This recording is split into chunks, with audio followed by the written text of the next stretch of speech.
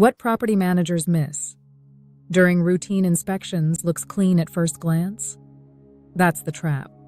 Routine walks hit paint, landscaping, light bulbs, and trash rooms. The real budget killers hide in plain sight. I'm Austin's new smart agent, with all-world construction in San Diego. We walk properties every week, and I'm going to show you 5 problems that look harmless on the surface, but turn into leaks, mold, and flooded units if you ignore them. This is a quick, practical walkthrough you can copy. No fluff, just what to look for and what to do next. Start at the exterior walls. Fresh paint and tidy planters are not proof of health. Paint can seal in moisture, caulking can fail behind trim, and irrigation overspray can drive water into the envelope all day, every day. Don't let a surface-clean building fool you. We're hunting for signs of water movement, blocked drainage, and early corrosion. Those are the tells. First, efflorescence. If you see white, chalky powder on block, brick, or stucco, water is moving through that wall. The minerals ride the moisture to the surface and crystallize. That's not a cleaning problem. That's a building science problem. Follow the stain up and down. Look for missing kickout flashing at roof to wall, cracked cap flashing on parapets, or irrigation heads wetting the wall. Check grade. If soil or mulch sits above the weep screed, you've basically dammed the wall. Painting over efflorescence doesn't fix anything. The fix is controlling water at the source, opening the drainage path, and letting the assembly breathe. Document it with photos, note the location, and plan a repair that addresses drainage and flashing before anyone touches paint. Next, clogged weep holes and weep screeds. In stucco, the weep sits at the base to let trapped moisture escape.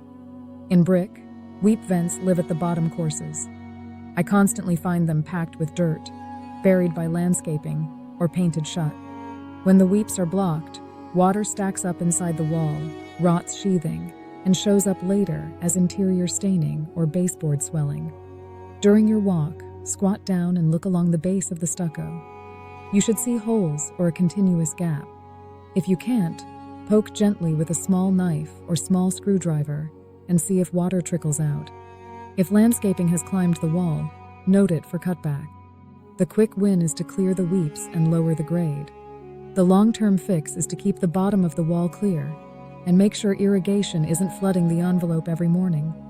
Dry cracks in stucco are number 3. Shrinkage hairlines happen, yes, but your job is to separate cosmetic from active water paths. Look at window and door corners, balcony edges, and control joints. If the crack has stair-step patterns, widens at the end, or shows rust bleed, treat it seriously. Do the old-school tap test. If it sounds hollow around the crack, the lamina has separated from the base coat or sheathing. That's a leak path. Mark the length, photograph it with a tape for scale, and check adjacent inside walls for staining. The right repair isn't a smear of caulk and new paint. It's cut, patch with proper lath overlap, and integrate with the existing waterproofing. Hairlines in the field can be sealed with an elastomeric coating system, but cracks at penetrations and corners need real prep, or they'll reopen with the first thermal cycle. Number 4 is corroded angle stops under sinks and at toilets. This one is boring until it's not. Those little shutoff valves are the difference between a minor drip and a cascade through 3 floors on a Sunday night. Pull open a couple of random vanity doors. If the valves have green or white crust, if the handle is stiff, or if the supply lines are original rubber, write them up. In older buildings, many are a single failure away from a flood. Proactive replacement with quarter-turn brass stops and braided stainless supplies is cheap insurance. We build bundles. Replace every stop and supply in a stack, label the valves, and note the date. It's faster, cleaner, and it resets your risk for years. Don't wait for the one that snaps off in a tenant's hand. Number 5 is missloped balcony and walkway drains.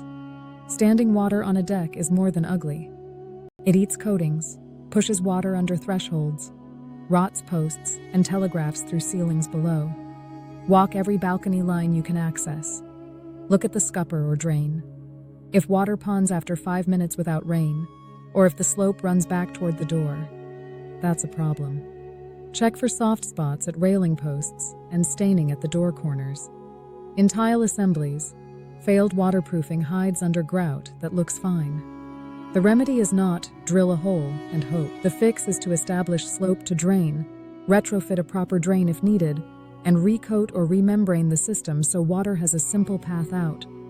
We'll sometimes correct slope with a cementitious overlay and then apply a rated deck coating. Done right, you get drainage, traction, and a longer-lived surface. Let's stitch this together into how you can run a preventative walk that actually matters. Exterior first. Scan for efflorescence, then trace potential water sources. Note any missing or failed flashing. Drop to the base and confirm the weep screed is open the whole run. Step back and look at irrigation heads. If they hit the wall, mark for re-aim or head swap. Work the envelope high to low, left to right so you don't miss sections. Take photos as you go and capture context, not just close-ups. A wide shot that shows location saves time later. Move to stucco cracks. Work the elevations with sun on them. Sun makes hairlines pop. Put a finger alongside cracks in your photos so scale is obvious. Tap suspicious areas and listen. If you hear hollow, write "Delam suspected" in your notes and flag it for a probe or cutback. At penetrations, lights, vents, and meter boxes, look for failed sealant. Sealant is not waterproofing, it's a gasket. If the assembly behind it is wrong, that joint will fail again. Good to note, not to hide. Head inside a few units or common restrooms if you can. Check under sink valves and supplies. If one is crusted, assume 80% are. Build the case for a building-wide valve refresh with a simple math line. X valves per unit times Y units equals Z stops. Price it as a preventative package and tie it to leak reduction and insurance claims history. It's easier to get approval when the numbers are clear. Back outside to balconies and walkways. Look for ponding, especially at door thresholds. Use a pocket level if you carry one, or the old trick. Pour a small bottle of water and watch where it runs. If it sits, you've got slope issues. Check coating condition.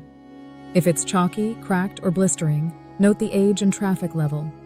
Railing posts that penetrate the deck are notorious leak points. If posts wobble or show rust at the base, note it for structural evaluation and waterproof detailing. The longer water sits around hardware, the faster it eats the connection you rely on for safety. Now the difference between surface clean and long-term damage. Landscaping can look perfect while hiding sprinklers soaking walls daily. Paint can look fresh while covering active efflorescence that will blow it off in months. A balcony can look fine with a puddle because the sun dried the edges. You're not inspecting for looks. You're inspecting for water paths, pressure points, and failure trends. That mindset shift saves budgets. Here's how we close these out when we're hired for preventative maintenance. We build a photo report that groups findings by area and by priority. Life safety, active leak, likely near-term failure, cosmetic. Each item gets a simple scope and a budget number so your board or owner can approve the work in one pass. We knock out small fixes on the spot when possible. Clear weeps, re-aim irrigation, replace a crusted stop, seal a small penetration. Bigger work gets scheduled and bundled so we touch a building zone once and move on. I see this every week across San Diego, and it costs thousands when ignored. The fix is not complicated. It's consistent attention and simple repairs before they snowball. Walk your buildings with this checklist. Efflorescence means water movement. Weeps must stay open. Stucco cracks need assessment, not paint. Old angle stops get swapped before they fail. Balconies must drain away from doors. Do that, and your emergency calls drop. Your units stay rentable, and your budget goes into planned work instead of crisis response. If you manage property in San Diego and want a preventative walkthrough, send me the address, unit count, and any hotspots you already know about. We'll schedule a site walk, document everything with photos, and deliver a clear plan with pricing. Prevent problems, protect the building, and keep your tenants happy. That's how you stay ahead.